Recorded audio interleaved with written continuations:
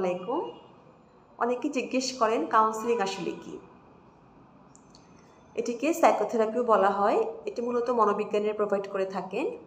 এখানে আমরা ব্যক্তির চিন্তা এবং আচরণ নিয়ে কাজ করি। একজন ব্যক্তিকে তার জায়গা থেকে অনুভব করার চেষ্টা করা হয় তার বিষয়গুলো যেগুলো সে ওভারকাম করতে চায়, এবং তার হিস্ট্রি নেওয়া, তাকে অ্যাসেস করা, তার কোন জায়গাতে চেঞ্জ আনতে হবে, তার মাধ্যমে একটা গোল সেট করা হয় ক্লায়েন্টকে যাচ্ছেন। এবং সেখানে সে গোলগুলোকে রিচ করার জন্য কিছু কাজ থাকে, কিছু টেকনিক, কিছু হোমওয়ার্ক, কিছু আলোচনা, যার মাধ্যমে ক্লায়েন্ট ওই প্রবলেম থেকে বের হয়ে আসতে পারে। অনেক ক্ষেত্রে আমাদের কিছু ভুল ধারণা থাকে। আমরা মনে করি কাউন্সেলিং মানেই হচ্ছে কাউকে বোঝানো বা কনভিন্স করা। একেবারেই না।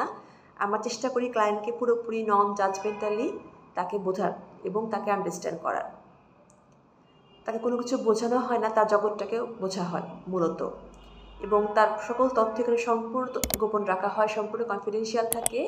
ক্লায়েন্ট মন খুলে কথা বলতে পারে। একটা সময় কথা বলতে বলতে সে নিজেই বুঝতে পারে তার কী করণীয়, সে কী করতে পারে, বা সিদ্ধান্ত নেওয়ার জায়গাটা অনেক সময় কোনো সময় সে কথা বলেই মন খুলে শেয়ার করে সে হালকা হতে পারে।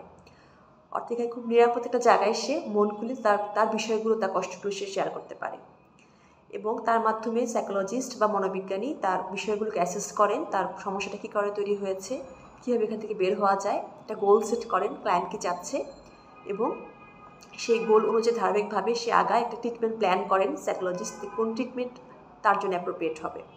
এটা একটা চলমান গ্র্যাজুয়াল প্রসেস, এটাতে সময় দিতে হয়। একদিনে বা একটা সেশনে খুব বেশি উপকার নাও হতে পারে। যদি দীর্ঘদিনের প্রবলেম থেকে থাকে অবশ্যই সেখানে বেশ একটা সেশন লাগতে পারে। এটা মূলত সপ্তাহে একটা করে হয় প্রথম দিকে, পরে হয়তো 15 দিন 1 মাস পরেও ফলো আপে রাখা যেতে পারে।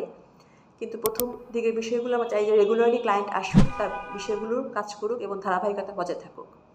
এক্ষেত্রে অবশ্যই ক্লায়েন্টের চিন্তা আচরণে কাজ করা হয়, বিশেষ থেরাপি অ্যাপ্লাই করা হয়, যেমন কগনিটিভ থেরাপি, বিহেভিয়ার থেরাপি, আরও কিছু থেরাপি আছে, যার মাধ্যমে তার চিন্তার পরিবর্তন এনে তার আচরণ বা তার জীবনযাপনের পরিবর্তনের মাধ্যমে সে খুব খারাপ পরিস্থিতিতে নিজেকে ভালো রাখতে পারে, সেই জায়গাটাকে এনশিওর করার চেষ্টা করা হয়। যদি আমরা মনে করি জীবনের কোথাও কোনো সময় আমরা স্টাক হয়ে গেছি, মনে হচ্ছে জীবনটা আগের মতো আগাচ্ছে না, কোথাও না কোথাও থেমে যাচ্ছি, তখন অবশ্যই আমরা চেষ্টা করতে পারি কাউন্সিলের সাথে যোগাযোগ করতে, থেরাপিগুলো নিতে। এবং এটা অবশ্যই এমনটা না যে থেরাপি নেওয়ার অর্থই হচ্ছে আমি অসুস্থ, আমি মানসিক রোগী, কখনোই না। যে কোনো মানুষ, যে কোনো ব্যক্তি তার লাইফের কোনো না কোনো পর্যায়ে হেল্প নিতে তার প্রয়োজন হতেই পারে, এবং এই হেল্প নেওয়াটাই হচ্ছে আপনি সচেতন, আপনি আপনার মনকে গুরুত্ব দিচ্ছেন। ধন্যবাদ সবাইকে। আশা করি আপনারা অনেক বেশি সচেতন হবে, নিজের মনকে বুঝবেন, অনুভূতিগুলোকে বুঝবেন, বা আপনার চাওয়া অনুযায়ী এটা আপনার একটা রাইট যে I will take the treatment. So এই অধিকারগুলো থেকে নিজেকে বঞ্চিত করবেন না। আপনার হাতে সুযোগ থাকলে অবশ্যই আপনি অধিকারগুলোকে আপনি আদায় করবেন। আপনি শরণাপন্ন হবেন কোনো মনোবিজ্ঞানী, যেখানে আপনি মন খুলে কথা বলতে পারবেন এবং আপনি বুঝতে পারবেন আপনার কী করণীয়। ধন্যবাদ।